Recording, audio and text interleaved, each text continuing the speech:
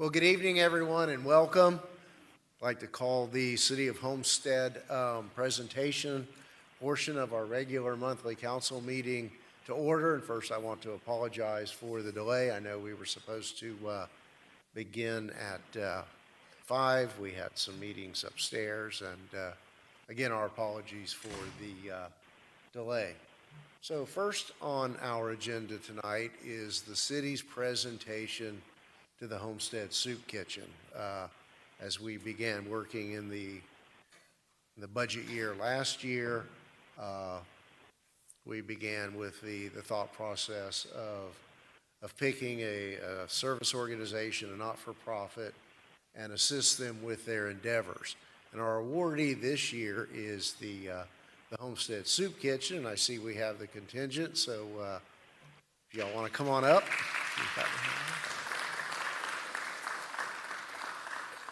So the soup kit, so many times, it seems that everybody has their not-for-profit, and somebody promises you something, and maybe they deliver, and maybe they don't. But the soup kitchen has been a staple in our community for 43, 44 years. 83? Okay, so 41 years now. And last I spoke to you, Karen, you were talking about you were on track for 33, 35, 38,000 meals. Last year we did over 41,000. 41,000. And we'll probably do more this year. So over 40,000 meals, 3 times a week?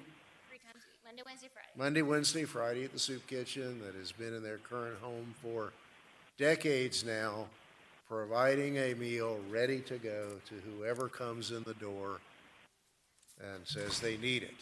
All done with volunteers, dedicated volunteers, and I know many times other organizations come and they try to help you, and over the years you've developed other partnerships. So we want to, the city, we want to commend you for all that you do and assist you in your endeavors. And we have the ceremonial check for the Homestead Soup Kitchen. Council, if you want to join me down here in the presentation. Again, everyone is going to say, this is the last month the voting is going to be in the way. Come on, looks away. Come on, sure. Get up there, Maria.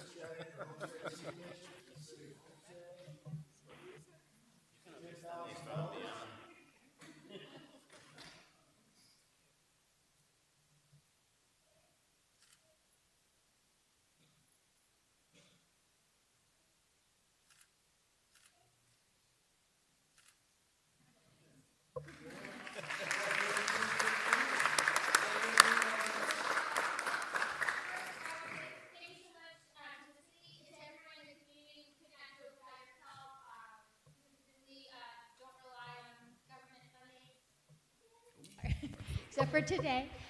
So we work solely on a volunteer basis. So everybody in here just comes because they want to help out their community. So this is Kitchen Karen. I'm Office Karen. We have 2 of us. So she's one of our main people that works in the kitchen. And this is Maria, who does pretty much everything and works really quickly. This is Mary. You can tell she's all decked out. And she does a lot of the kids' meals and the desserts and gets everything organized for us. Here's Greg. We call him MacGyver, because he's our fix-it man and server and cook and everything else. And Vicky's not here tonight, but she's like our main cook, and there's a few others that are missing, but they're awesome, and I love them. So thank you so much for supporting us, because we definitely need it, serving lots of people. Thank you. Well, and before you leave, I get the honor of representing the Rotary Club of Homestead here tonight. And I have in my pocket a check from Rotary for $2,000 to assist you. And we've got the big ceremonial check here. Well, the not as big ceremonial check here from Rotary.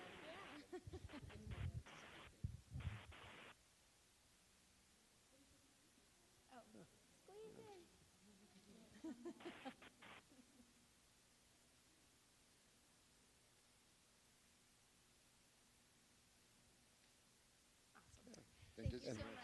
I just want to, And I just want to say that, you know, from the beginning of the Soup Kitchen, the Rotary Club and its members were very instrumental in the instituting of the organization, and helped fund it and helped it find its current home. Many of those members, plus Bob Jensen, have passed on now, but their good work continues, and we thank you for everything that you help to do for the folks in need in our community. Again, thank you all.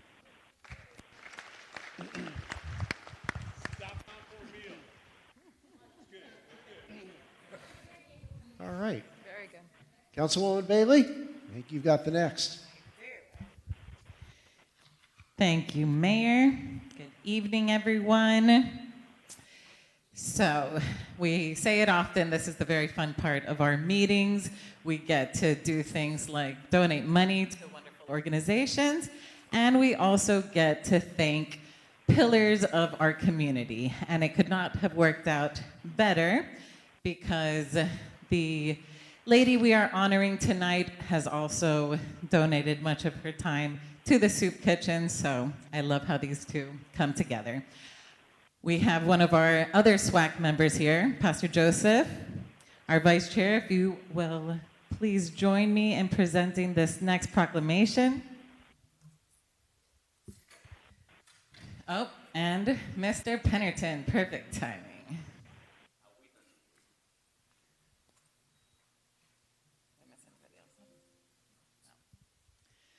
All right, so before I read this proclamation, I would like to invite Miss Jeanette Mallory to join us as well.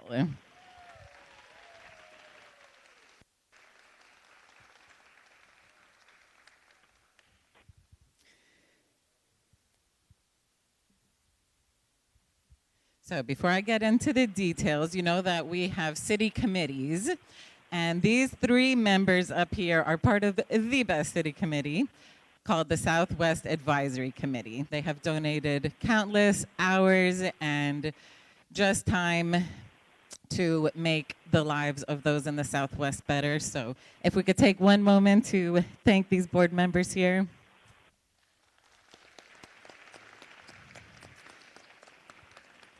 So now on to the lady of the hour.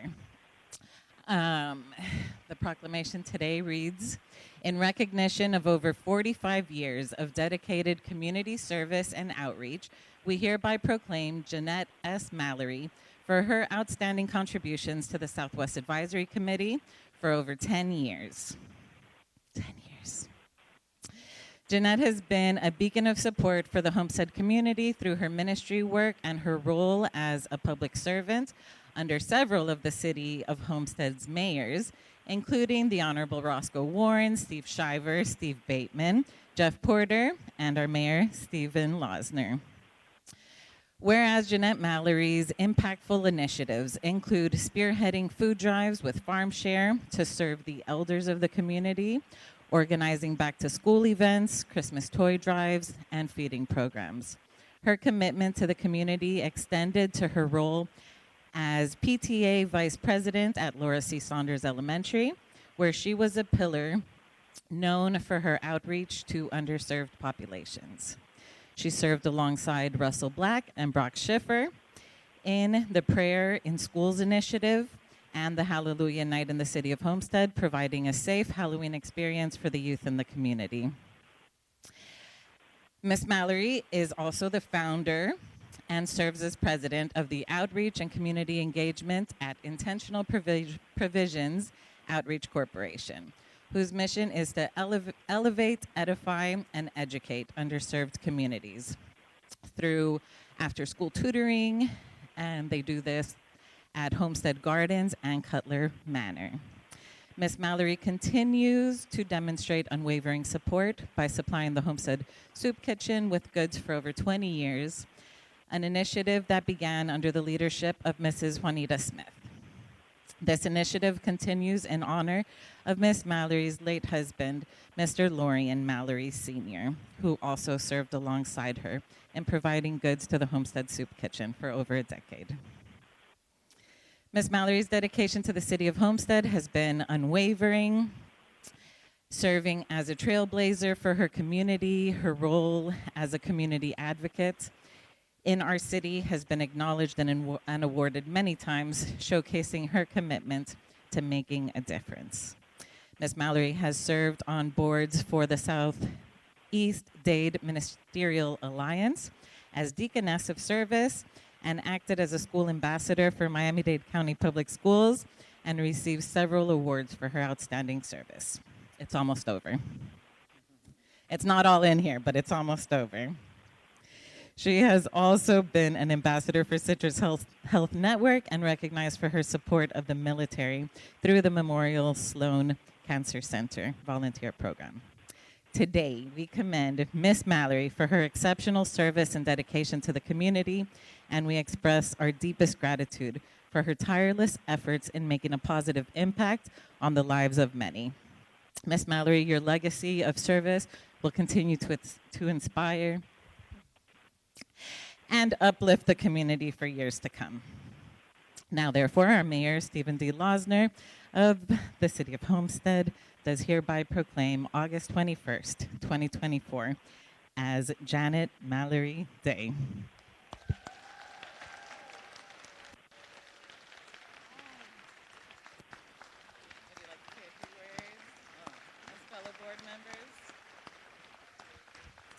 Any family members, please come up so we can take a picture together.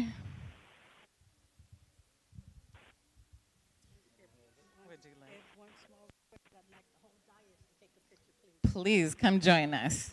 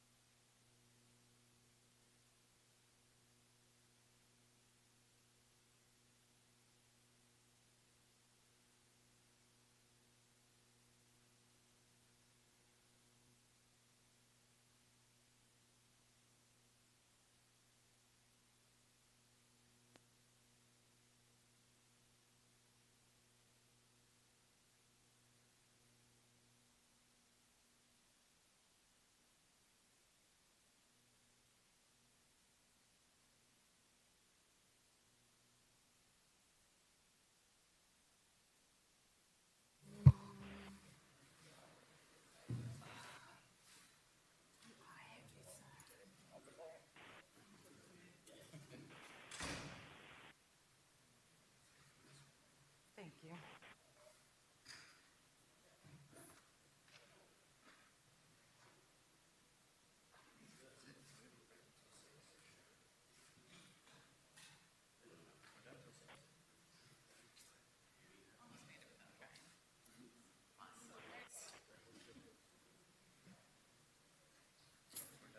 So that concludes the printed agenda for our presentation ceremony tonight. But I understand that we need to have one other recognition today. A little birdie shared with me that one of my colleagues has a birthday today. So, hey, don't be embarrassed. I don't think it's that milestone birthday yet, so you're... The 25 one? Yes, Yeah, it's 25. yeah, Thank you. Yes. Thank you, Mayor. That one. So I think we should sing to the councilwoman, don't you? Birthday.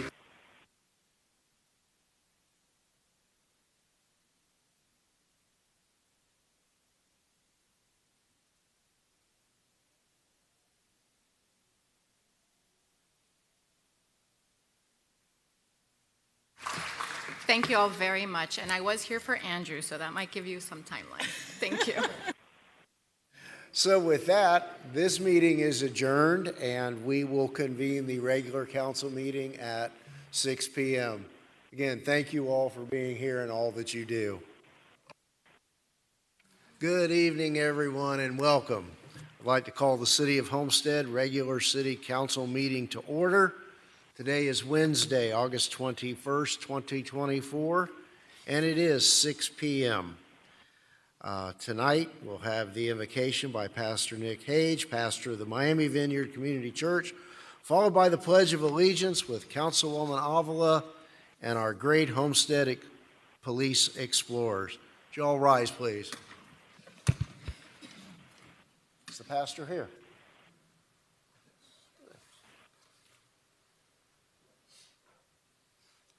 Welcome. Thank you, Mayor. Let's pray. God, we thank you so much for this day that you've given us. We thank you, God, for your grace and your mercy in bringing us all here together. And God, I thank you for this city. And God, we come together and collectively pray for every single person that calls Homestead their home. And God, we pray for every person here that represents so many. We pray, God, for your favor and for your love to reach each one of us. And God, I pray for our leadership that's present here. I pray, God, that you would give them wisdom. And I pray, God, that you would give them everything that they need to lead our city well into the vision and the future that you have for us, God. We pray all this in your name. Amen. Amen.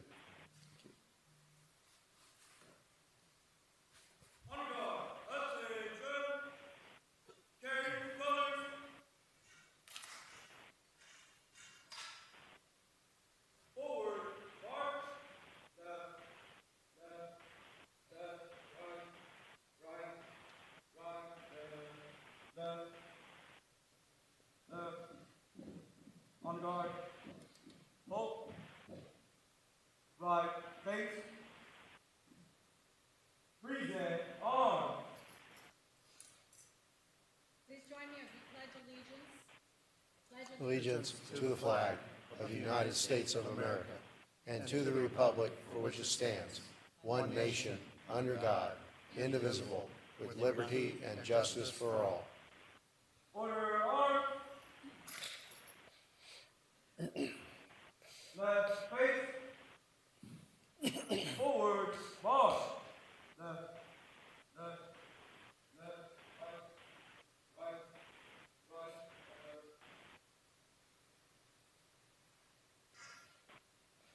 Thank you all. Please be seated. Have a roll call, Madam Clerk. Councilman Davis. Here. Councilwoman Avila. Here. Councilwoman Bailey. Here. Councilman Cannibal. Here. Councilman Roth. Here. Vice Mayor Fletcher. Here. Mayor Lawson. Here. Thank you. All right. We have now the time of the evening when we invite members of the public, either online or in person, to make general public comments, not necessarily with respect to any agenda item.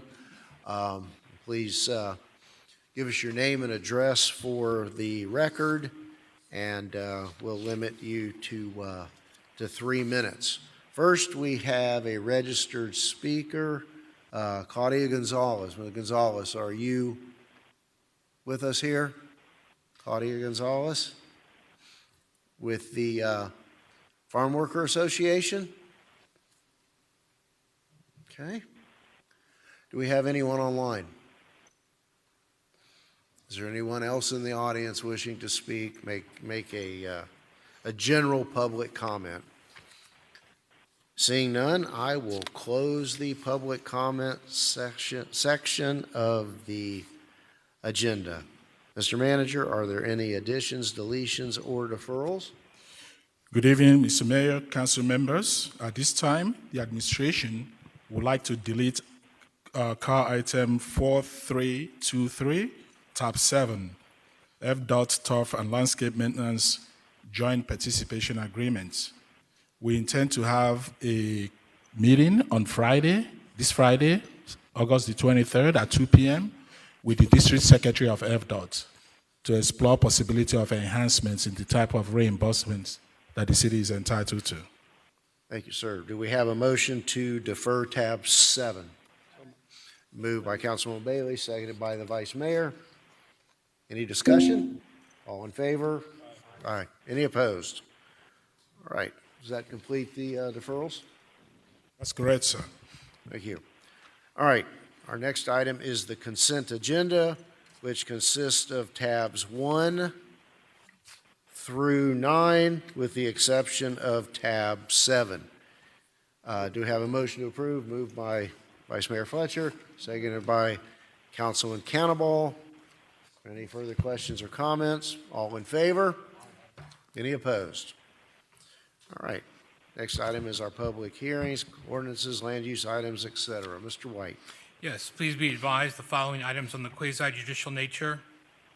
On the agenda are quasi-judicial nature. If you wish to comment upon any of these items, please indicate the item number you would like to address when the announcement regarding the quasi-judicial item is made.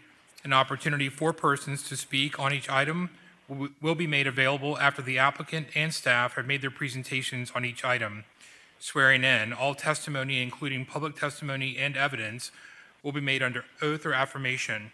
Additionally, each person who gives testimony may be subject to cross-examination. If you do not wish to either be cross-examined or sworn, your testimony will be given its due weight. The general public will not be permitted to cross-examine witnesses, but the public may request the council to ask questions of staff or witnesses on their behalf.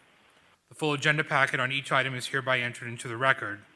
Persons representing organizations must present evidence of their authority to speak for the organization. Further details of the quasi-judicial procedures may be obtained from the clerk.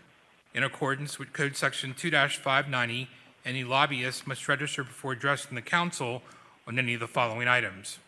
At this time, I'd ask council members to disclose any ex parte communications they've had concerning the quasi-judicial items on this evening's agenda. That would be tab 10 and 11. Any disclosures for either tabs 10 or 11? Nothing new, No, but nothing. So at this time, I'd ask anyone in the audience who's wishing to speak on any of both of those items, either 10 or 11, please stand, raise your right hand to be sworn in by the clerk. Do you hereby swear or affirm to tell the truth and nothing but the truth, so help me God? Thank you. You may be seated.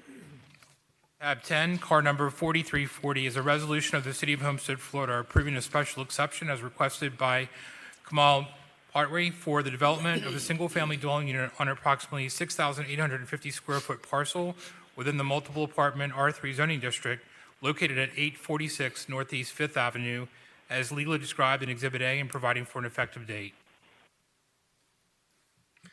Thank you. Mr. Cordino. Yes, sir. Thank you very much. Staff recommends that the mayor and council approve this special exception. It's very similar to something we heard just, I think, last month. In these cases, an applicant is allowed to put a single-family home in the R3 district if it is compatible with the surrounding neighborhood. That's done through special exception, so it's not by right. You guys have to approve it. In this case, we looked at the property. The property is vacant. It's surrounded by another vacant property, 2 single-family homes, and a multifamily property. So we believe this is compatible with the neighborhood because of that condition. It's a vacant home and 2 single-family homes, and we're recommending approval. Very good. Thank you, sir. You're welcome. All right. Are there any questions or comments from the public? Any public comment? Okay, I'll now close the public hearing, and I'll ask the applicant's representative to come forward. Good evening, Mr. Proctor.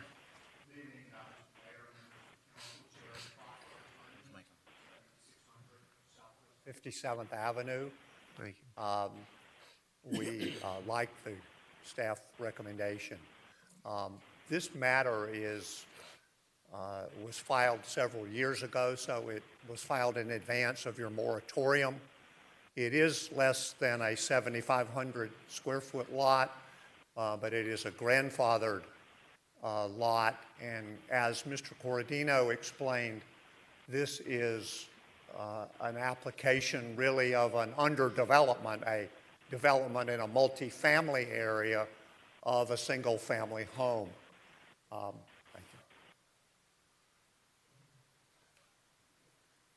you. The property is at 846 Northeast 5th Avenue, and as Mr. Corradino also mentioned, there is a multifamily use, a 4-unit building directly to our south. In the picture that's on the screen, I hope you'll be able to see that the 4-unit apartment building to the south, also the proximity to Campbell Drive and to the busway. My client has owned this property for about 5 years. He wishes to develop a 1-story single-family home, and we would ask for your support and be available to answer any questions. Thank you, Mr. Proctor. Questions or comments from council? We have a motion to approve. Moved by Councilman Cannonball, seconded by Councilman Davis. Roll call, Madam Clerk. Councilman Roth? Yes. Councilman Davis? Yes. Councilwoman Avila? Yes. Councilman Cannonball? Councilwoman Bailey? Vice Mayor Fletcher? Yes. Mayor Losner? Yes. The motion carries. Thank you, Mr. Proctor. Thank you and good evening. All right, Mr. White, second reading on tab 12. Tab 11. Tab 11. Tab 11 is resolution of the City of Homestead, Florida granting final plat approval as requested by DR Horton, Inc. for the development of a new residential subdivision totaling 74 single-family dwelling units on an approximately 37-acre parcel of land, generally located at the northwest corner of Southwest 304th Street and Southwest 192nd Avenue, as legally described in Exhibit A, and providing for an effective date. Thank you. Hi, good evening. Hello, good Welcome. evening, Mayor, Council. It's great to be before you today. Maritza Haro, offices at 200 South Biscayne Boulevard. We're here on the final step for the Aspen Estates subdivision, the final plat. I have a brief presentation, but you're all familiar with the project. This is really just the last step in before final approval.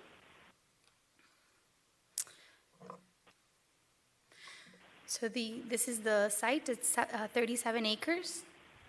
It was approved last year with 74 luxury estate homes.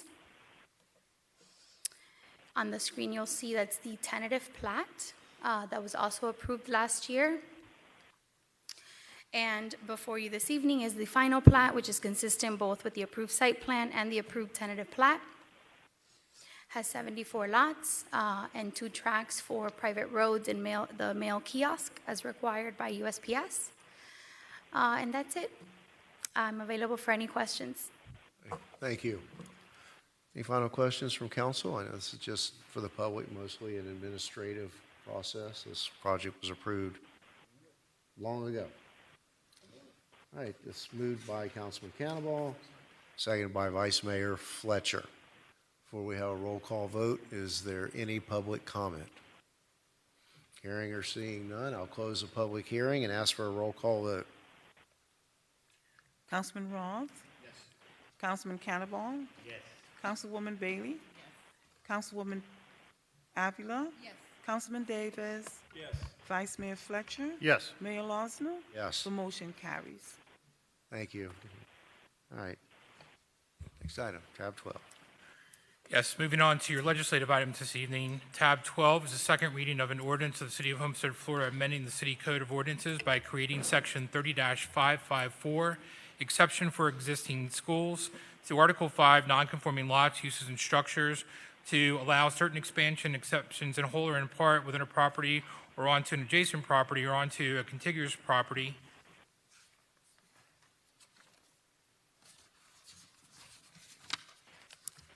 Onto a contiguous property not already containing such use to existing schools, having already received site plan approval pursuant to Section 30-47 of the City Code, providing for severability, providing for inclusion in the code, providing for conflicts, and providing for an effective date. This is second and final reading. Thank you. Mr. Cordino. You're going to pass me by, second reading. So, yes, sir, we're recommending the mayor and council consider this proposed code amendment to Chapter 30 of the non-conforming uses. Essentially what this does is changes the zoning chapter, the map, and allows the schools to expand within this district. And so that's the change. They were prohibited before. We had an issue where we allowed schools in these districts. Then there was too many schools. We stopped them. Now the current schools want to be able to expand. This will allow that. Okay. Thank you. All right, so let's open the public hearing. Any one online or in the public wishing to speak on this matter. So we'll close the public hearing. Let me ask the attorneys, I'm privy to and understand that there was a request to amend this item by the addition of another school site. Is that before us? Or do you have something to circulate? I have language. Mr. Arza, who represents the application requesting this change, is here this evening. There was a minor request to add language to the proposed language that's before you for second reading, where it talks about allowing for the expansion to happen onto adjacent or contiguous property.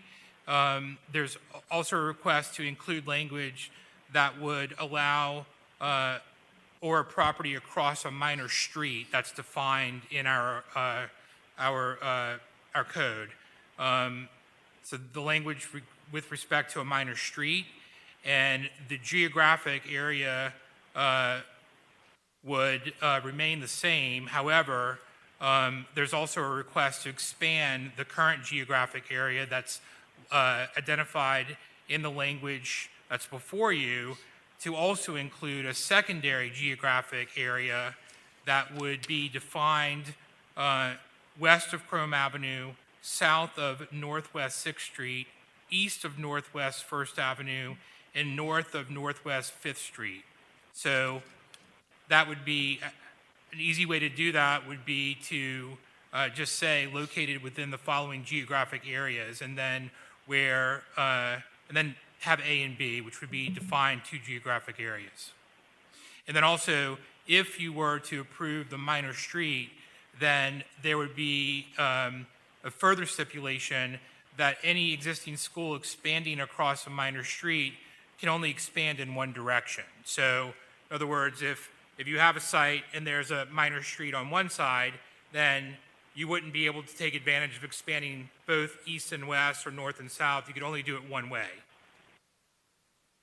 So that's the requested change to the language that's before you.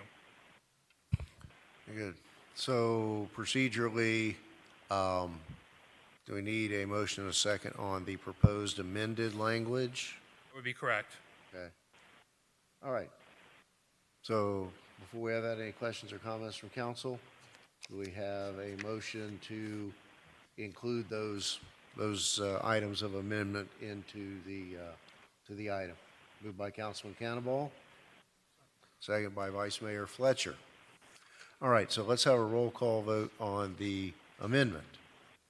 Councilwoman Avila, Councilwoman Bailey, Councilman Roth, Councilman Davis, Councilman Cannonball, Vice Mayor Fletcher, Yes. Mayor Losner. Yes. The motion carries. So now we need a motion to approve on second reading the text amendment as just amended. Moved by Councilman Roth, seconded by Councilman Cannonball. Let's have a roll call vote. Councilwoman Bailey, Councilman Cannonball, Councilwoman Avila, Councilman Roth, Councilman Davis, Vice Mayor Fletcher, Yes. Mayor Losner. Yes. The motion carries. Very good. Moving on to tab 13, this is the second reading of an ordinance of the City of Homestead, Florida, amending the City Code of Ordinances by amending Chapter 15 housing standards to provide for unified minimum residential dwelling unit size requirements, providing for conflict, severability, and providing for an effective date. This is second and final reading. There's no changes between first and second reading. Any objection to a waiving of the staff report? All right. Are there any public comments? We'll close the public hearing, and I'll ask for a motion to approve on second reading. Moved by Councilwoman Avila, seconded by Councilman Cannonball. Roll call, Madam Clerk. Councilman Roth, Councilwoman Avila, Councilwoman Bailey, Councilman Davis, Councilman Cannonball, Vice Mayor Fletcher, Yes. Mayor Losner. Yes. The motion carries. Very good, thank you. All right, moving right along to tab 14, it's the second reading. Is that you, Mr. Pearl? Yes, Mr. Mayor. Tab 14 is the second reading of an ordinance of the City of Homestead, Florida, amending the residential area council seat descriptions as authorized by Section 2.03C of the City Charter, revising, updating the boundaries of the 6 residential areas, providing for inclusion in the code, providing for severability, and providing for an effective date. The changes were made based on the council's direction between first and second reading to seat 1 and seat 4, the boundaries, to lower the boundary from Campbell Drive down to the canal at the council's direction. Good. Mr. Crowder. Thank you, Mayor. So this will be very brief, but what we have are the aerials that will show you more of the detail of the areas that are moving, including the last one that was just mentioned. This is the overall map, just shows the donor areas that are and where they're going to. So the first one is from District 6 to District 5, out in the easternmost part of the city. Mostly vacant or ag land. You can see there's some residential there at the north. And if I move too fast, just let me know if you want to stay on one. This one is over at the Florida Turnpike, the northwest corner, moving from District 1 into District 5. From District 4 to District 3, moving to the south. This one area to the north of the Turnpike from District 4 to District 3. And then just above it, again from District 4, this one moving east into District 6. And these are individual block groups. From District 4 to District 1, so this is moving to the west.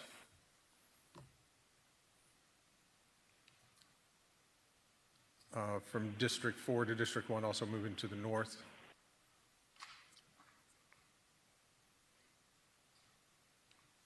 And then this is the one that was the subject of the amendment last time, which is moving from 6 to 5, the area between Campbell Drive and the canal.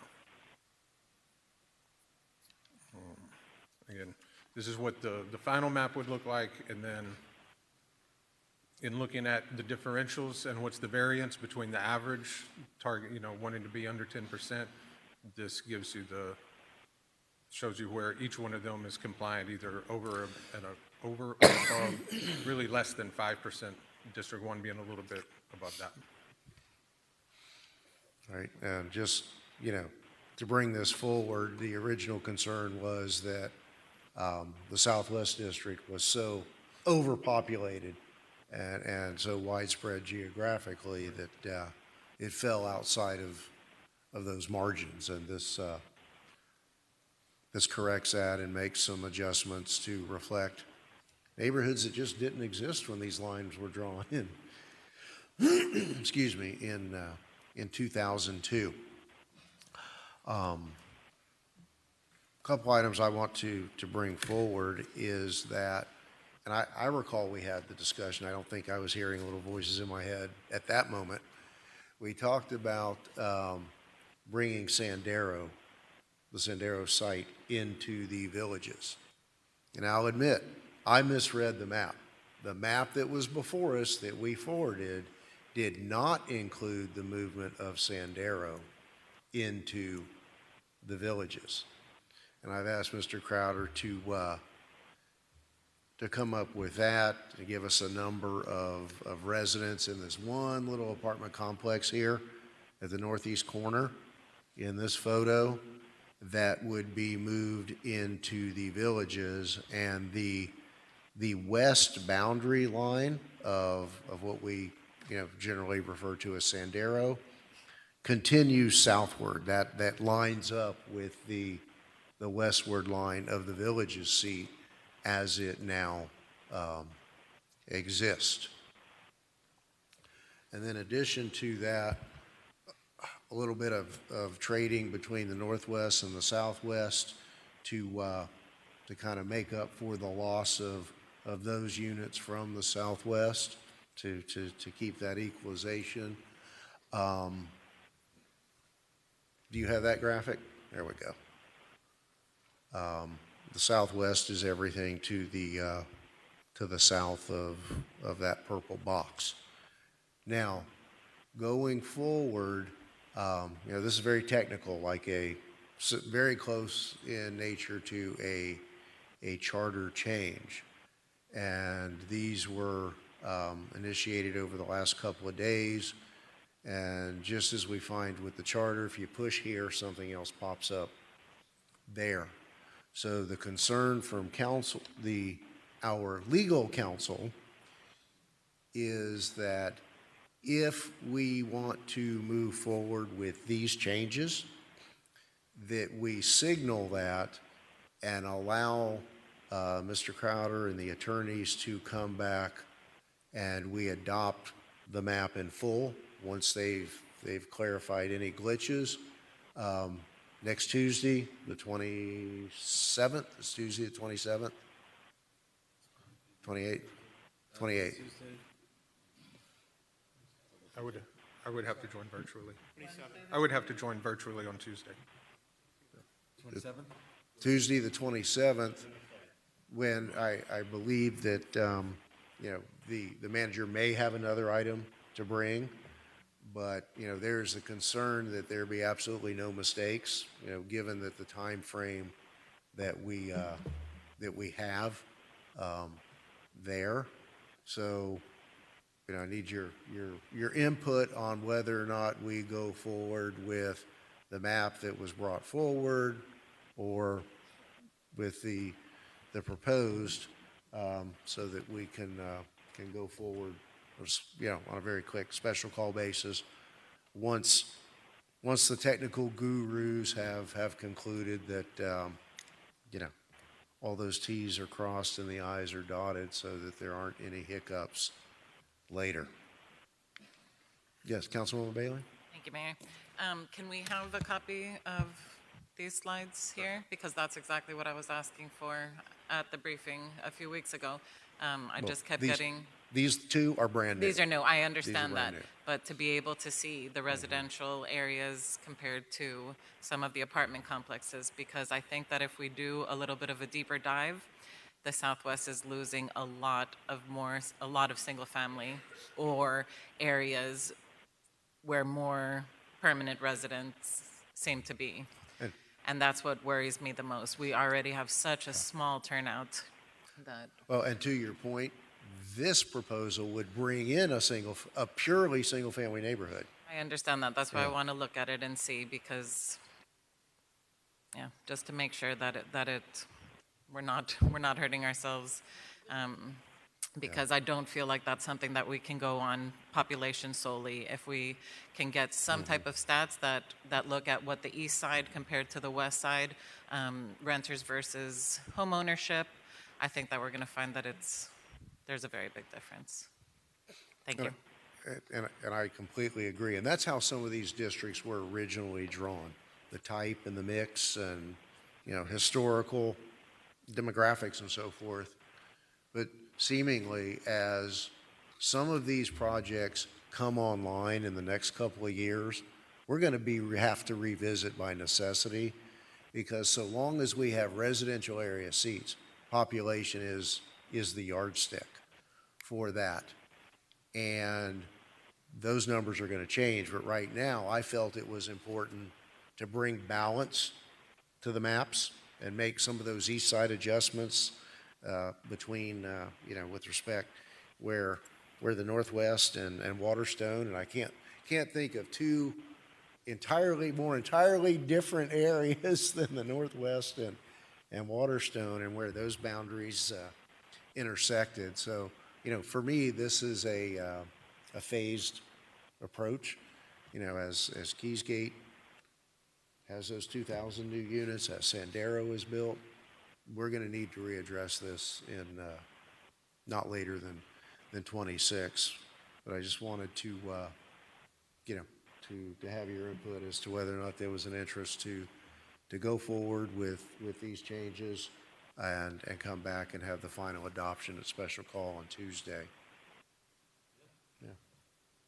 Okay. Do you need anything formal from us, Mr. White? I would. Mr. Burrell? One, A motion to amend based on the two, and I don't, if you're fine with them collectively, you can take that vote collectively. If you want to do it one by one, that's fine as well. And then at the end, to preserve the advertisement, if I can have a motion to defer this to the date certain, date and time certain for Tuesday at, I assume, 5 o'clock. But, you know, whenever everyone's available. If we could have a motion to amend. Well, but, okay, motion to amend further with adoption to be considered on the 27th at 5:30 at a special call. You, and you know, for example, you've got the ability to, you know, after you've reviewed these to, between now and then, to deal with that. Are we available? Is that 5 on the o'clock? 20 I'm sorry? 5 o'clock? 5:30? What's 6 what's o'clock? better for you? I could do 6 o'clock. I have open house. So we could do 6? 6 on Tuesday for a special call? But what I'm hearing the attorney say, we need to give them the instruction to bring this package back with the map back that contain these two amendments. Yeah, we're going to need to know what the final product is should look like. Right. Councilwoman Bailey? Sorry. So if we're motioning with the amendments of these slides that we just saw right now, are we still able to vote at the special call meeting? Yes. To what was prior to this? What you'll be voting, if you make a motion to amend, then what will happen is, and that motion is adopted, we will go back and we will change what's currently in the agenda to reflect the proposed changes, and you will vote on the final product incorporating those changes at the special call next Tuesday at 6 o'clock. Or not. Well, you will vote on it one way or the other. Well, okay, let's just say that both of these amendments failed. Given publication, do we have the opportunity to adopt the map that's in front of us tonight, next week? Yes, but if the proposed amendments, if the council does not wish to incorporate these additional changes and make the proposed amendments, you can just vote on what's before you tonight, and that would be the end of it, because there would be no further changes to what's on your... No, but what I'm saying, if tonight these amendments go forward, and if upon further reflection, someone has a change of mind, what's the, I mean, I guess what I'm saying is at some point, we've either got to adopt what's in front of us or what's in front of us with the amendments. Do we have that leeway next week? I would like to minimize the back and forth to the extent that we can. I'm trying to make I want to incorporate whatever the council wants to incorporate with as little back and forth as possible. I would like to minimize any procedural questions at the end of this. So my preference would be that we decide on the amendments tonight and we vote on a package one way or the other next week. So if we can look at the amendments and evaluate them, take a few minutes tonight, we can do that. I think it's worthy of the discussion. But if we're going to hold a special call and preserve the advertisement, and we are on a truncated deadline, if whatever changes are going to be adopted need to be adopted before September 1st. So the reason I'm pressing is because we really only have one more chance to get together on this before the charter-imposed deadline expires, and then you're left with where you are today. With that, council, we have a motion to forward the amendments. Let's have Bailey first, and then to Councilman Roth. No, just quickly to, I mean, maybe I'm overthinking this, but I have been driving around and just really looking at the neighborhoods just because I've taken the Southwest very seriously as far as the areas and the neighborhoods that have part in certain things that we do through SWAC and other things. So I would just appreciate enough time to be able to see what these extra pieces are. I was already having an issue with some of these moves, just because I think that percentage is way off and it isn't fair to the Southwest. I feel like there's a piece for the Northwest that is the same, but I don't know it as well as the Southwest. So that would be my only hesitation, is that I have enough time. I know that there has to be a change, but that I have enough time to look at what these new slides mean. So that's my only hesitation. And just for discussion purposes, just because it's not clear on the slide, but the slide in front of us, as I say, everything to the south is the Southwest. To the left is Duplex City. These are the railroad tracks on the west boundary, Campbell Drive to the south, 11th Street to the north, and I guess 8th Avenue to the east of this particular, and Sandero speaks for itself.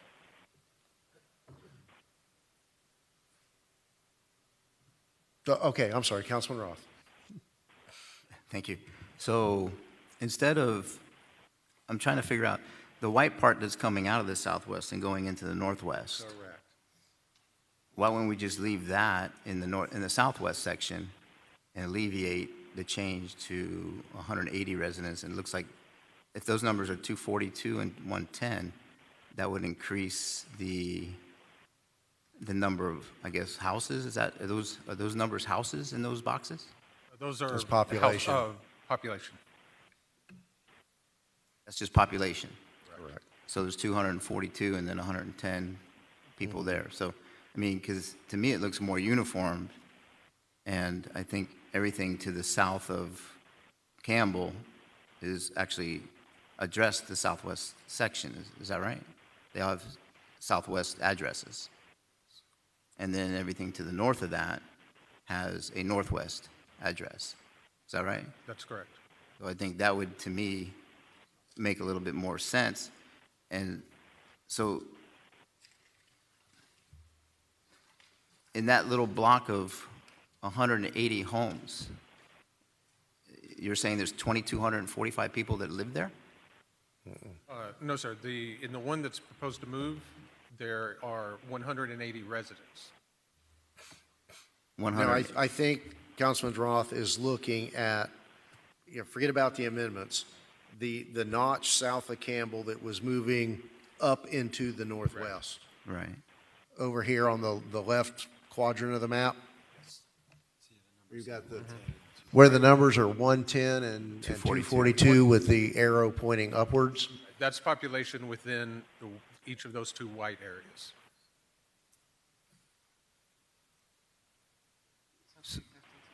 It's a population, that would be 352. 352. And so the entire section that's asked to be moved over is, can you bring that one back up? It says 180.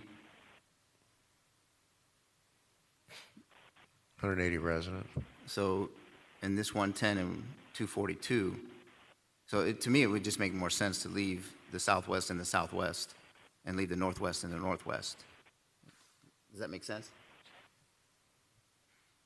So I would rather see that change than putting a finger into the Northwest when it's actually would be considered the Southwest for districting purposes. Well, So that's just my piece, that's all. And I get your address nomenclature because historically that's what we have called them. I think we need to evolve into referring to them by their district numbers, because clearly there's going to come a point when Keysgate is not all Keysgate, the Villages is not all the Villages.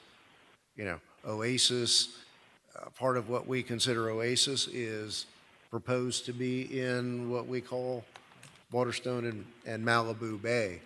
So I don't think that would cause any confusion in the future. And again, the point of this exercise was to to more equalize, and particularly the Southwest. And my thinking here was, I think Councilwoman Bailey made a comment last week about single-family opportunities being added to the Southwest. I mean, think about it. I don't think by any stretch of the imagination, folks in Sandero are going to think they are part of Southwest Homestead.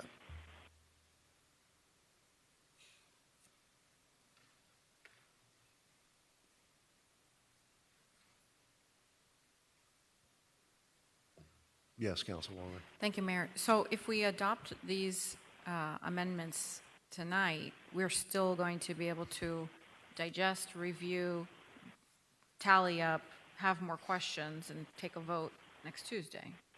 And we could, I know we're trying to avoid additional defers and additional amendments, but if it doesn't pass next Tuesday, then it doesn't pass. I think that the attorney's saying it's an all or nothing proposition, that none of the changes that we have brought to this point. And we can't pass two options to be in consideration for next Tuesday?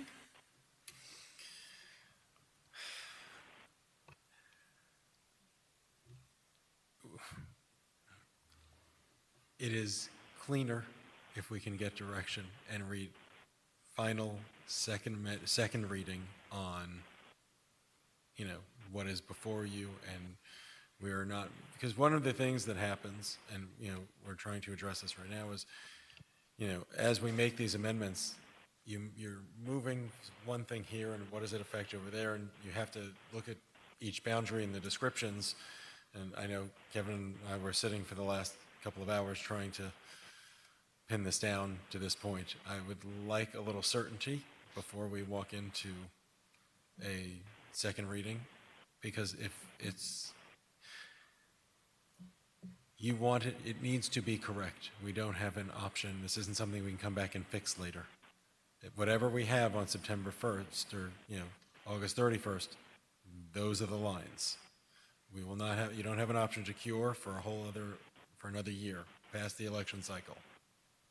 And I think what the change needs to be made 1 year prior to the first day of qualifying of an election. So for these changes to affect the next election cycle, our cutoff is the end of the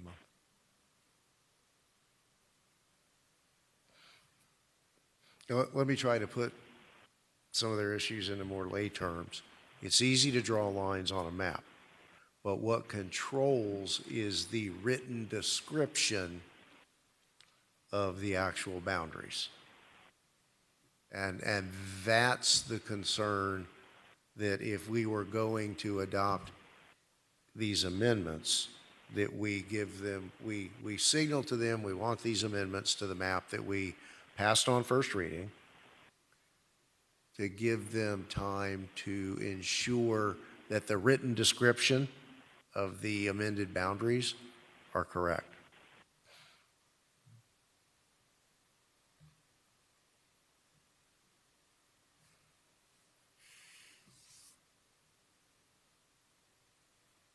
Let me ask this way then. We have a conversation this way. Your individual thoughts on the propriety of moving the Sandero project into what we commonly refer to as the village's seat. I mean, if you go back to the map.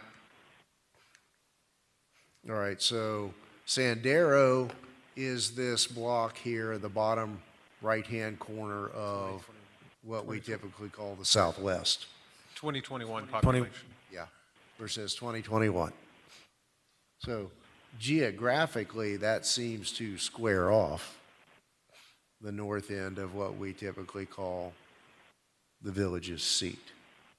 And we know right now there are, like 300 and change in residents in that small apartment complex up in the northwest corner.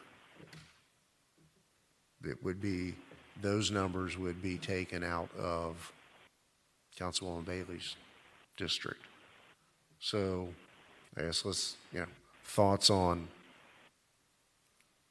Amendment 1, taking Sandero and moving it into the purple seat, into the village's seat. So my question would be, how many people own their homes in the villages? Any guesstimates, Councilman? 95%? Not that many? So maybe I have the wrong outlook. I'm happy to do this. I would just like to sit down with city manager's office and just be able to look at the map again, just because I know firsthand how tough it is to find people who are interested, and that is the history with downtowns and with the less well-to-do areas is the shorter end of the stick. And I just want to make sure that it's something fair. All right, so your thought is that you'd like to have a potential political gene pool in the future from among homeowners. Is that? No, I'm just thinking to lose all of Sandero to the villages, for me, in my mind, is not fair for the Southwest. Well, and I come at it from this direction. Is it fair to the traditional Southwest to potentially have a representative who lives way on the other side of the highway? Those are some of the concerns I've had where the Northwest meets Malibu and Waterstone. And, I recognize your issue, but, the folks in and I don't mean this in a demeaning way, the true Southwest are very remote from what we believe is going to be in Sandero.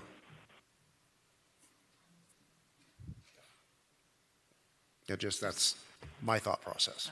There's definitely no very easy and clear solution. It's not. And when wherever we end up with those, whichever district ends up with those 1,100 Sandero units, there's about 700 DR units coming online in the current village's configuration, Councilman? The Parker Point, the stuff to the north of traditional villages? Yeah. Well, no. Yeah. But yeah, the recently approved DR Horton projects that are within the current village's boundaries,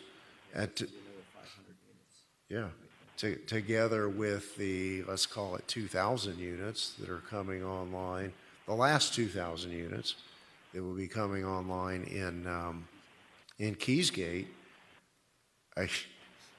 Mayor Porter used to use the peanut butter analogy, for density, it's just where you spread it around. I'm going to use the toothpaste analogy. You squeeze one end, it's got to go somewhere else, and we're going to have some real issues, I think, in a couple of years, where I think by necessity, Keysgate's not going to be all Keysgate, the Villages is not going to be all Villages, nor is Oasis going to be all Oasis. I mean, it's just massive growth coming where, until such time as we have wholesale redevelopment in District 1, let's say there's 250 acres left of vacant property out in the northwest corner. At worst, that's only going to be 500 more units. So, we're really kind of constrained there. And again, I think we're discouraged from taking into account now and drawing future units, or considering future units, but we got Homestead Gardens coming online and touching Miami with love. And so long as we're going to have at-large elections for residential area seats, we do have to be mindful of the numbers.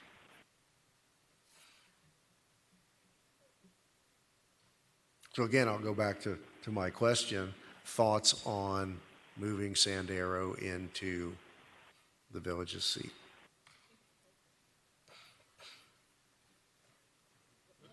I do, given the squaring off and the remoteness of the true Southwest, I think that's appropriate.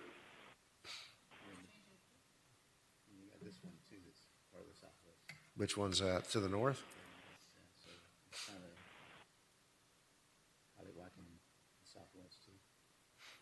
Well, and that's something we probably would look at in '26 as the build-out continues down in Southeast Homestead and other lines need to change.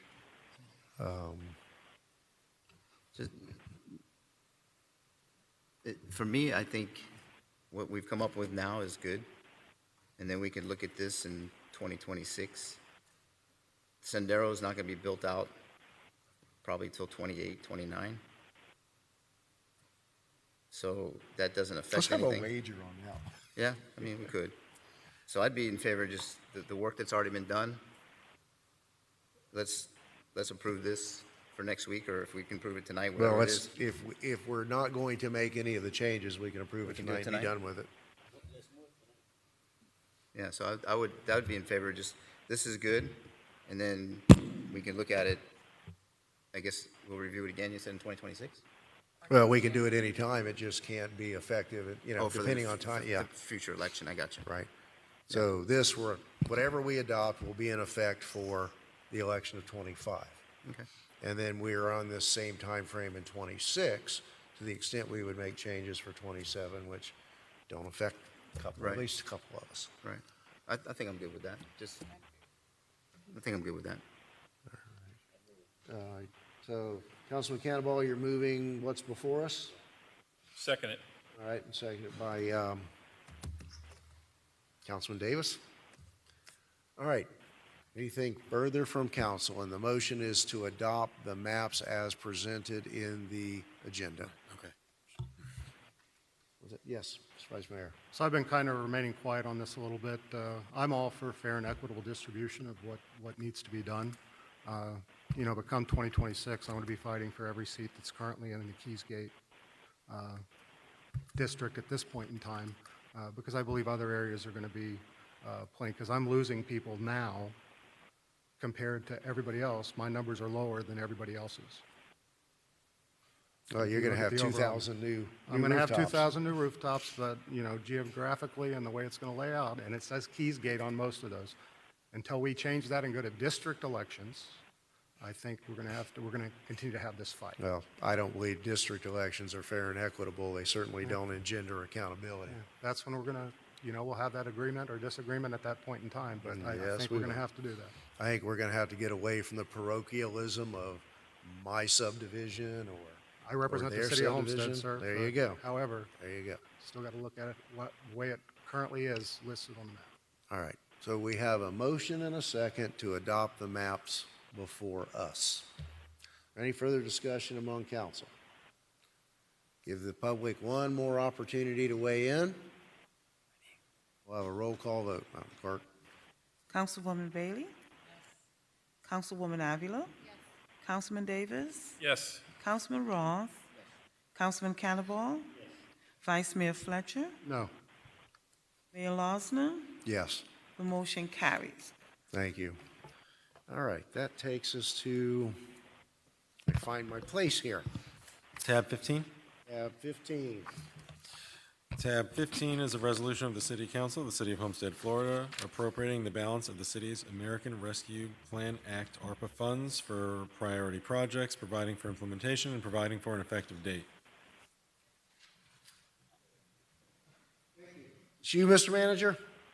So, Council and Mr. Mayor, staff had on July 17th made a presentation on reappropriation and deappropriation of certain items concerning the ARPA funds, and a couple of council members had requested for a deeper dive, which we have since had, and I think this item is ripe for proceeding. I'm going to ask my colleague to give you a quick heads up as to some of those changes that we had explained to you previously on July 17th. ACM, Mrs. Brown. Good afternoon, Mayor, Council. So we have created a concise one-sheet exhibit, Exhibit A, that outlines all the projects that has been completed to date. So that amounts to about $7 million. We have about 3 projects that are considered in progress. which is outlined in the second cell of the Excel that is before you. So we are actively working on about $2.4 million worth of projects.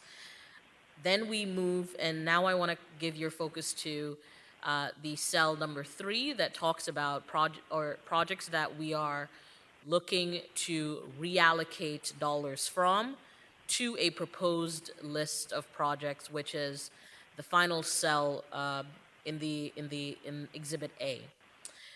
You've all, for the most part, everyone has seen this breakdown before. There were some concerns around the allocation, so I want to specifically hone in on a few parks projects that we got feedback on July 17th. And we have accommodated for about $524,000 worth of park-related improvements, and I'll specifically call that out, started from the top. Previously, we talked about some improvements with J.D. Red Park. That is still at $155,000 in allocation, and that is cut across repairing several fences. We're doing several resurfacing of courts in that space, and additional small improvements that the Parks Department has identified. Right below that is a broadband infrastructure, and there are 3 elements to this project. We talked about previously Wi-Fi in our parks. We talked about providing a grant, is how I think we're going to program it, for persons who are in our CRA who may need assistance for Wi-Fi for a limited period of time. And then the third component of the broadband infrastructure project is increasing the city's bandwidth, specifically internet bandwidth, from, I think today we are at 100 megawatts to 1 gigabyte. And the intention there is, the strategy is to implement these cloud-based solutions, permitting being one of them, and we need improved speed to ensure that our throughput is not compromised. So that is the 3 component that makes up the broadband infrastructure. We also have the James Archer Smith Park restroom refinishing for $35,000. And then I'm gonna quickly move to the park's portable lighting. We're looking to purchase 4 solar lights, primarily to be utilized at the Homestead Regional Park site, but they're portable, so they can be relocated to any facility that needs them. We also have the Roscoe Warren Parks basketball resurfacing. So it's about $524,000 that is dedicated for ARPA for Parks project. Above and beyond that, as a result of some of the CIP savings that we've had this fiscal year, we are also allocating $395,000 in CIP for FY25. And then we've identified several projects, $1.4 million specifically, that will utilize park impact fee dollars.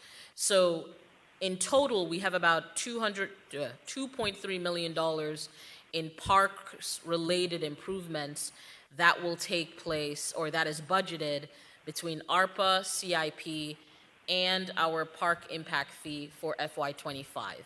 So I wanted to make sure, I know that that was an area of concern for several of our council members, so I wanted to make sure that we call that out, that while the vast majority of the ARPA dollars is dedicated to infrastructure projects, we have accommodated for it through impact fee as well as the CIP funds as well.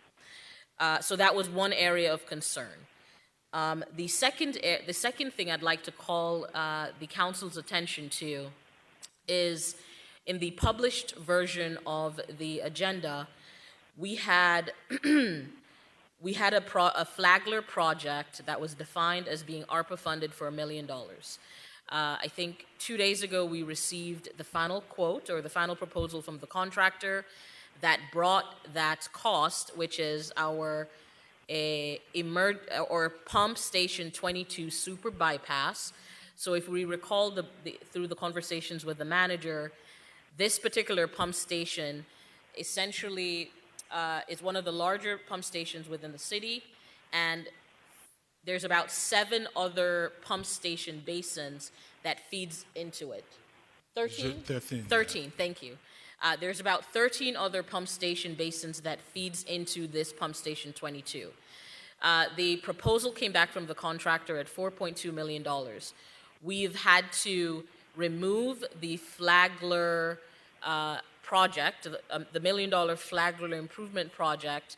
We're working with our CRA to fund it as a part of the FY25 because it needs to be done. And we are reallocating that $1 million line to our pump station 22 super bypass. So you have an increase from, I think the initial version was 2.4, now it's reflecting $3.3 million. So Can I? Sure. Just one quick note. The pump station 22, the initial estimate of 1 million approximately was when we thought of doing a temporary bypass. But the county had asked us to connect at a location that was going to cost almost $2 million. And we couldn't spend that much money on a temporary solution, which doesn't make sense. So we reversed it into a hybrid system to go directly to the treatment plant on a permanent basis, on a super expedite, which means in 90 days, we should have the solution, have the pipe in the ground. So that explains why the contractor asked for more money. Thank you, Mr. Manager. So that encapsulates the newly proposed list of what we're looking to seek council's approval for. As a reminder, all these projects, the team knows, we have to commit these dollars by the end of this year.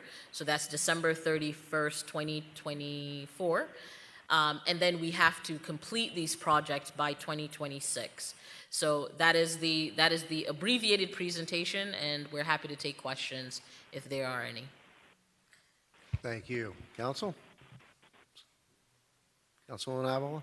Thank you, Mayor. I just want to thank the staff for doing a great job and, meeting our concerns and talking us through it and moving things around so that we feel that all of the issues are getting a little bit of attention, or a lot of attention, rather. So thank you very much. And I'll make the motion to approve. Councilman? You need to turn on your mic.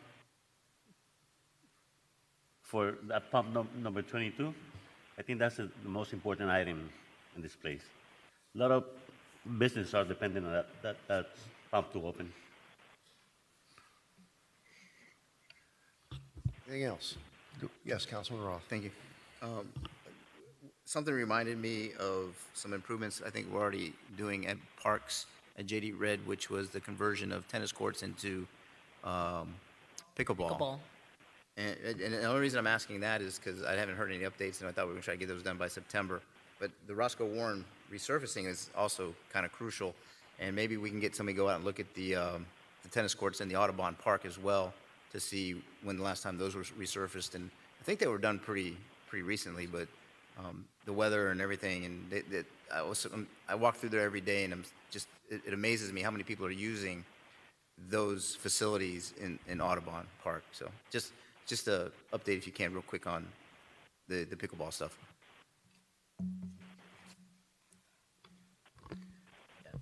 Good evening. So just to give you an update on the JD Red Park project, so currently we have 8 tennis courts there. So with this project that's being proposed up on the screen, we're gonna end up with 4 dedicated tennis courts. 2 of them that are currently only tennis courts will be fully wiped out and converted into 6 pickleball courts dedicated. And then the back 2 will remain 2 tennis courts. They'll be lined with 6 pickleball courts with the availability of the portable netting. So when we host tournaments, we'll have 12 courts available for tournaments. We don't have to do the temporary lines like we're currently doing, and that's causing a lot of damage to the courts. Audubon Park was recently refinished, I want to say 6 years ago, And typically, it's around every 7 to 10 years, depending on the use and wear, is when they're due. But yeah, Roscoe Warren is definitely due already.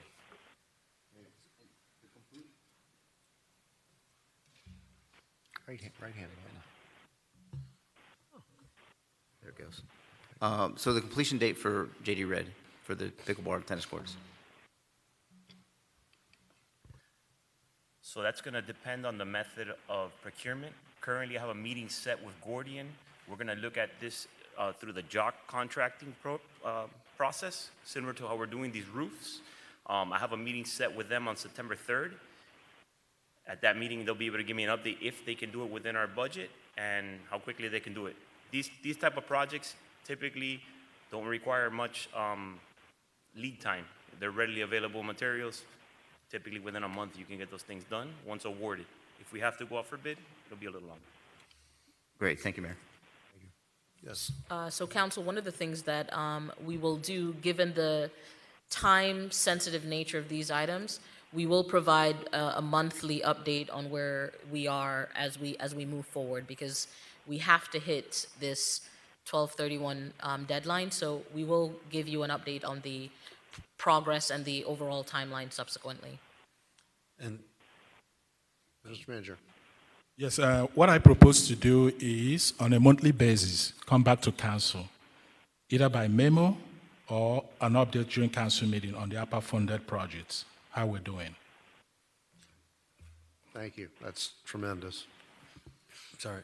But Yes. before we finalize this, given the truncated timeline to appropriate the funds and you lose what's not appropriated, I was wondering if the council would consider amending the resolution to authorize the manager, to the extent funds that can't be appropriated for just things on the list, to grant him the authority to appropriate them for, other eligible uses, if, in order to ensure that we appropriate the funds within the required deadline.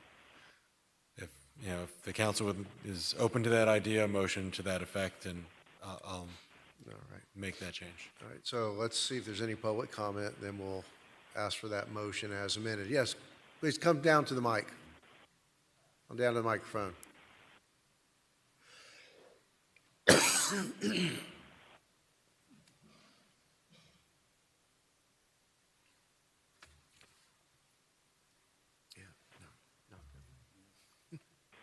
Be close. Hi, good evening. Give us your name and address for the record. Luis Hernandez, I live here in Homestead. This is a question regarding what the gentleman was saying about appropriating funds perhaps to a different area. I'm talking about regarding perhaps all this building construction going on and getting approved. What's going on with the building department, taking a month, 2 months for a small permit to take out? Any way that they could improve that? The difference between a permit in Homestead and a permit in Dade County is 2-3 months difference. Way too much. And if all these new properties are getting approved, that's all this money that's coming to the city, how come they could take the permits out a lot quicker than a resident or a small contractor? 1 day permit is taking 3 months. A 1 day permit that Dade County takes out, that we could take in Dade County, takes 3 months over here in Homestead. I brought this up before too. Let me have the manager quickly give you an update as to what might be in this reallocation and what we have already authorized in terms of software and additional personnel and reallocation to help move things more quickly. So the ARPA funds allocation has about $400,000 being allocated for citywide permitting, which is an electronic permitting software program that allows us to super expedite permitting processes. Development Services Department also in the proposed budget is getting new employees also being proposed for them. And ultimately, in the new fiscal year, we hope to have a dual stream type of permitting. Small projects, awnings, sidewalks, driveway approaches, driveways, fences, those are considered same-day services elsewhere. So what we propose to do is create a dual approach. If you come in for such minor projects, or swapping out windows and doors, you should be able to get an expedited process like it's done elsewhere. Electronic permitting allows you to have visibility and transparency, that you can easily, using a dashboard, know what has just come in the last few days. Hopefully, once we create that small unit, which I'm working with the Development Services Director sitting here, to focus on maybe a new unit that addresses on a timely basis those little projects that we consider same-day service elsewhere. It might not be same day, it might be a couple of days, but that would be a huge improvement to what we have today. Yes, right now, your same-day projects that's supposed to be approved on the same day, it's taking 3 months. That's why I'm telling you, we're making a new proposal to... Your queue system doesn't work. By the time the review sees it, it's a month later. We recognize that. Right now, our permitting system does not have the ability to let our reviewers timely get those projects up front. It's more like a queuing system. First come in, first served. It should not be that way. Thank you for the time. Thanks. Thank you. All right, is there anyone further from the public wishing to speak on this? All right, I'll close the public hearing then, Mr. Pearl. No, I just wanted, because we got off track, I didn't know if there was going to be a motion to grant that manager the authority to appropriate any funds as need be, and whether that should be incorporated into the resolution. Can I include it in my motion? Right, well, if you're ready to make a motion. Oh, yeah. Yeah. I'll make the motion and include the, With the caveat as of stated, yes. reappropriation or allocation, the manager's That's discretion. authority. I've got it. Okay, you've got the language we need. Okay. All right. So it's been moved and seconded. Is there any further discussion? So let's have a roll call vote, Madam Clerk. Councilman Davis? Councilwoman Bailey? Councilwoman Avila? Yes. Councilman Cannonball? Councilman Roth? Yes. Vice Mayor Fletcher? Yes. Mayor Losner? Yes. The motion carries. Before we leave this item, let's not underestimate the impact of what we have just done to spend money that came to us as a result of the pandemic to better our community. Yeah, the mistakes of management in the past are in the past. Through the expertise of this manager and his staff, this is the step to get things done so that folks can hook up to water and sewer. They can get permits faster. We can do the projects that have been languishing inexcusably for years. So I really needed to say that. You know, this is just not another spending vote, nothing to be trifled with. I'll paraphrase the president. This is a really big deal. All right, moving on. Tab 16. Tab 16 is a resolution of the City Council of the City of Homestead, Florida, authorizing the issuance of Electric Utility System Revenue Note Series 2024 of the City of Homestead, Florida, in the aggregate principal amount not to exceed $5.2 million for the purpose of financing the cost of construction of a substation for the city's electric utility system and paying cost of issuance of the note, awarding the sale of the note to South State Bank, providing for security for the note, containing other provisions relating to the note, making certain covenants and agreements in connection therewith, and providing for an effective date. And if there are no objections, we've heard this before. I think we can waive the staff report. Is there anyone wishing to speak on this matter? Okay, I'll close the public hearing and ask for a motion to approve. Moved by Councilman Cannonball. Second by Vice Mayor Fletcher. Roll call, Madam Clerk. Councilman Roth? Yes. Councilwoman Bailey? Councilman Cannonball? Councilman Cannonball? Just say yes. Councilwoman Avila? Yes. Councilman Davis? Vice Mayor Fletcher? Yes. Mayor Losner? Yes. The motion carries. And moving on to tab 17. Yes, Mr. Mayor, tab 17 is a resolution of the City Council of the City of Homestead, Florida, authorizing the city manager to apply for and accept a beautification grant and enter into a beautification grant, landscape construction and maintenance memorandum of agreement with the Florida Department of Transportation, providing for implementation and providing for an effective date. Thank you. Mr. Manager. So this is simply a housekeeping item. The state requires council to pass this resolution to pre-qualify the city's ability to apply for a grant for landscape improvement along state roads, which inclusive of Chrome Avenue, Campbell Drive, and US 1. The application is due by September 1st, 2024, with a deadline of October 1st for any type of amendment to the application. And it's a reimbursement grant. We have to spend before we can get it back. This will form part of the discussion on Friday as well. I want to create some kind of wiggle room for all commitments we make to the state. If changes are expected to be made based on CPI, don't hold us tight to a threshold of maintenance cost.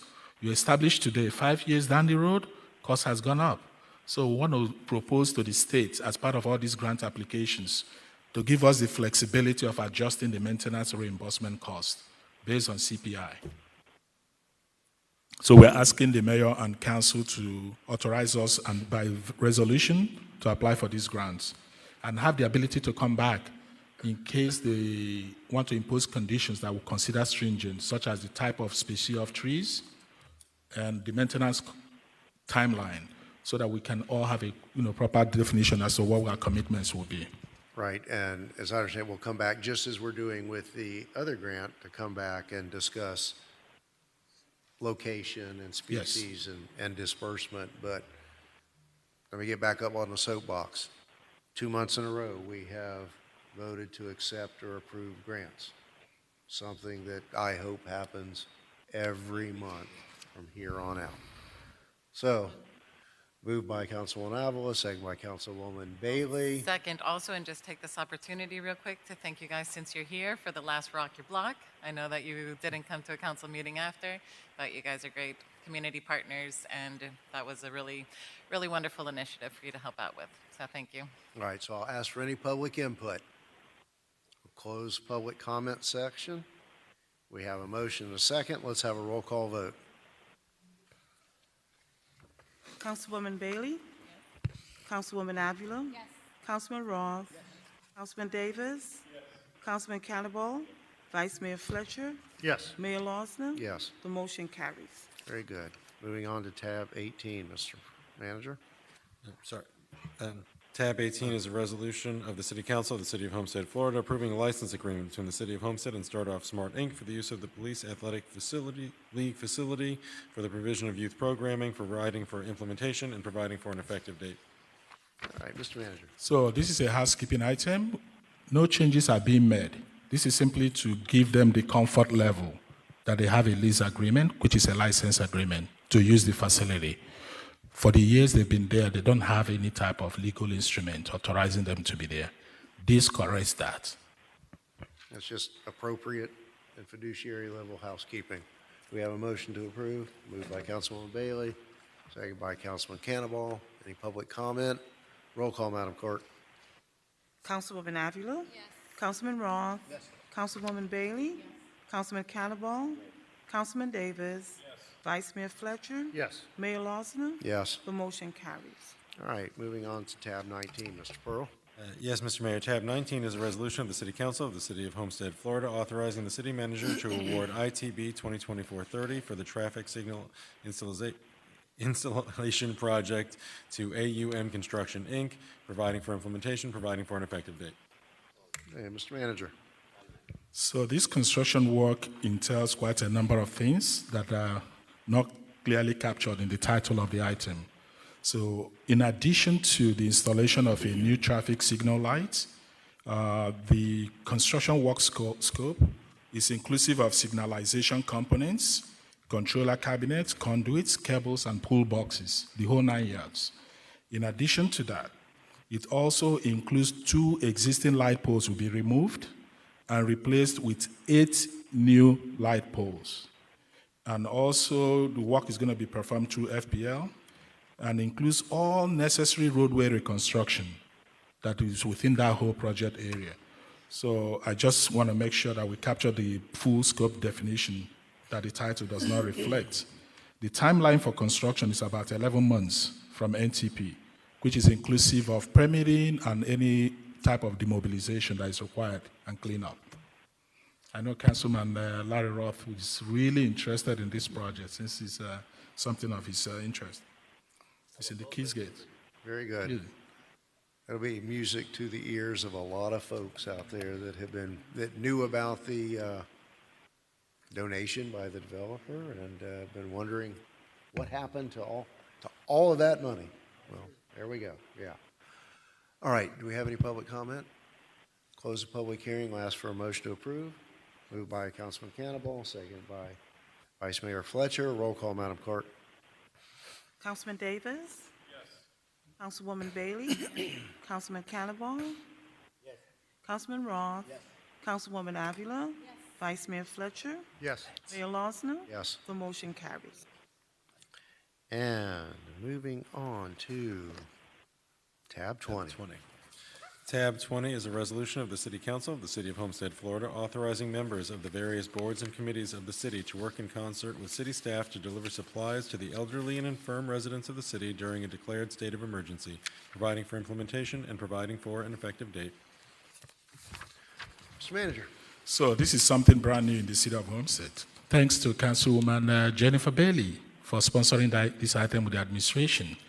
What this item is going to accomplish is to give us the ability to respond to the specific, unique needs of our elderly folks that are inbound, infirm, as well as disabled persons as well.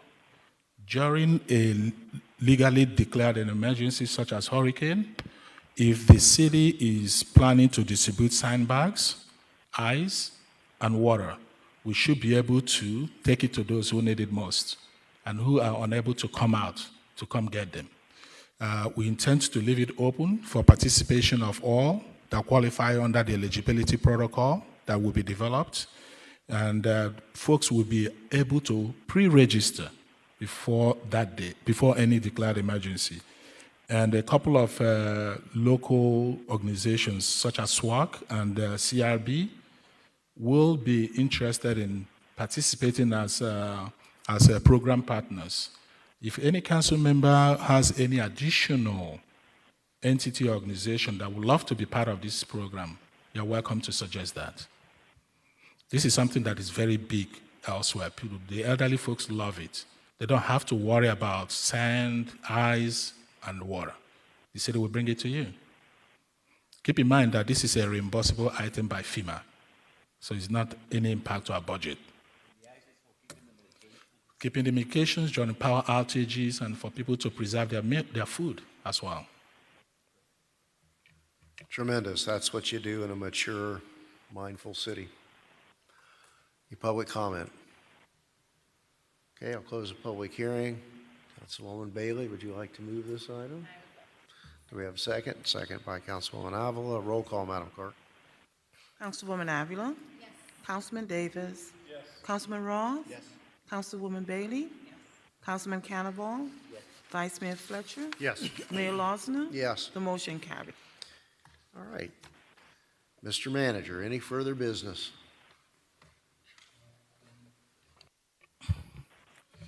At this point, the administration has no additional points of information other than the fact that I'm billed to schedule monthly meetings with each council member, in addition to the regular agenda briefings, which will give both parties an opportunity to sit down on the state of the city.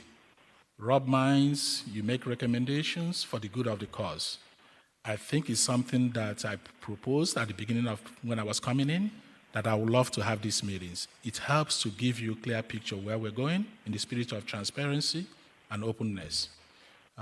And also, we propose to have the budget workshop, as I mentioned. We've already started today. Councilman Davis took the first shot. Hopefully, within the next 1 week, we should be able to wrap up the budget sit-down deep dive with each of the council members. Thank you. Councilman Davis, how did they do on their first crack of the bat? A very good job. If they can teach a knucklehead like me about the budget, they're doing a good job. All right. Good to hear. Councilman? All right. Mr. Attorney, anything further? Councilwoman Avila? Thank you, Mayor. I wanted to ask for an update on the Chrome Avenue improvement, where we had met and looked at the roadways and the redesigning. I think we've just been contacted by the consultant, Kim Lee Horn, that they want to come in and do the presentation to council.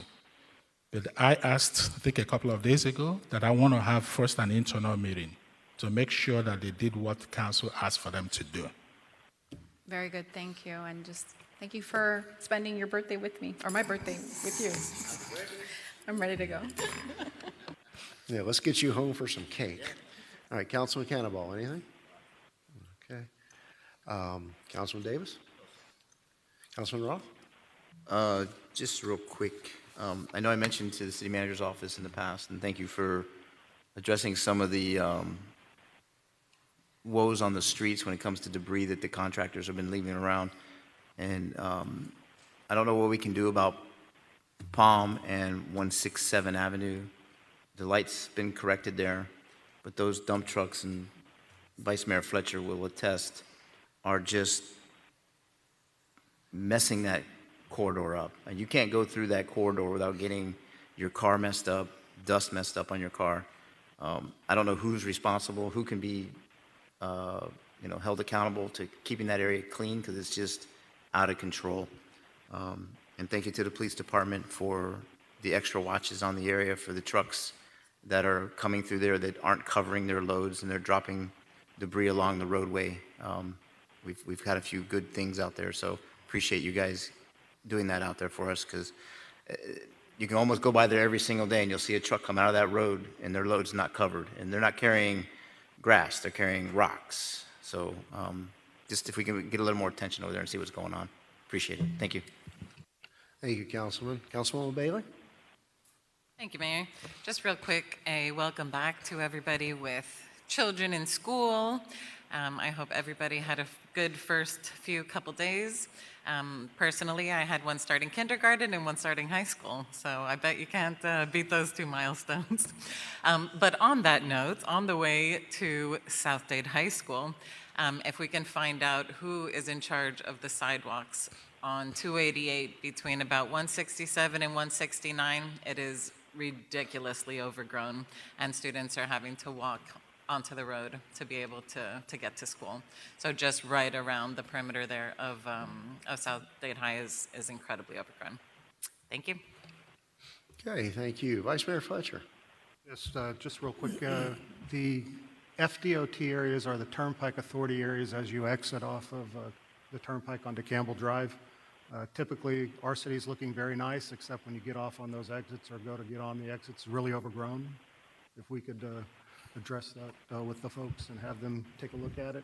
Also, there's a report of a coyote in one of those two areas, if we can get somebody out there to take a look. And there's pictures of it.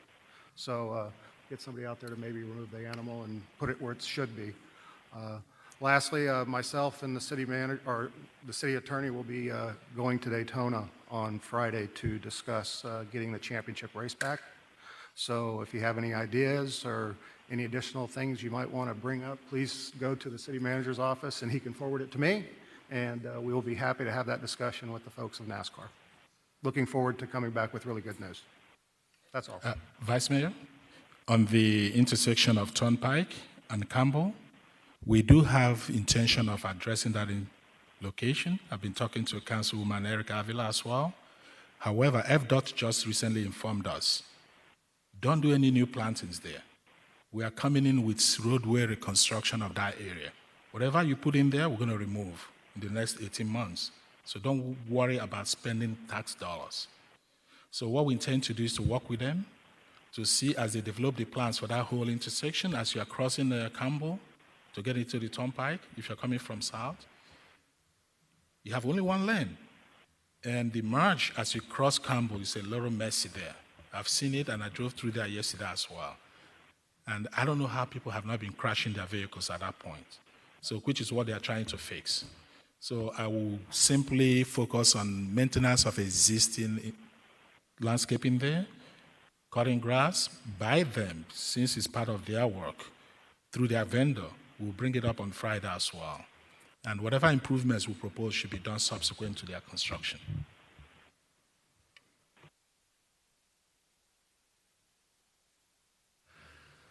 Very good. Okay, we have a couple of ministerial items.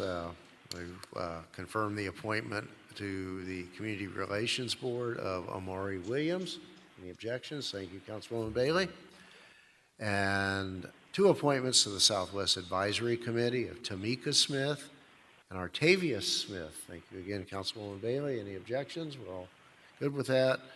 And a reminder that we have a position on the Homestead Police Pension Board for a resident to serve in. The nominee needs to be a resident. We continue to advertise that. Beyond that, I want to thank the manager and his staff and the folks over at the Cybrarium for coordinating and putting together a tour of the mayor and other city officials from the metropolis of Princeton, Texas. They were here yesterday and are very interested in replicating our Cybrarium concept in their community. And we're very pleased to host them, and it's always good to talk to other folks, even from out of state, to see what they're doing and how they do it. So again, thank you, Mr. Manager. All right, with that, if there's nothing further, do we have a motion to adjourn? It's moved and seconded. All in favor? Aye. Thank you all. Good night.